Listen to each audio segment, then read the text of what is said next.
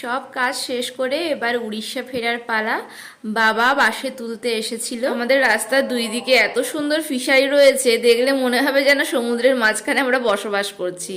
আর এই ফিশারির ওপরে দুর্গা মায়ের মন্দিরও রয়েছে। মন্দিরটি খুবই জাগ্রত। দুটো বাস চেঞ্জ করার পর স্টেশনে পৌঁছে গেলাম। আর দিনটি যেহেতু শিবরাত্রির দিন ছিল, তাই বাবার মাথায় দুধ ঢালবো বলে সারাদিন ফলমূল খেয়েই জার্নি করেছিলাম। টানা 7 ঘন্টা জার্নি করার পর রুমে এসে ফ্রেশ হয়ে বাবার মাথায় দুধ ঢালবো বলে আবার রেডি হয়ে বেরিয়ে পড়েছিলাম। এদেশে কিন্তু পুজোর একটা বেশ ইন্টারেস্টিং ব্যাপার দেখলাম।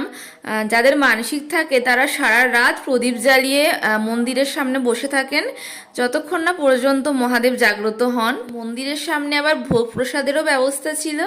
আমরা এখানে ভোগ প্রসাদ খেয়ে সবাই বাড়ি চলে এসেছিলাম। ভিডিওটি যদি আমার ভালো লাগে অবশ্যই কিন্তু লাইক করে দেবেন, আর আমার চ্যানেলে যদি নতুন হয়ে থাকেন অবশ্যই এটি সাবস্ক্রাইব করে দেবেন। বাই।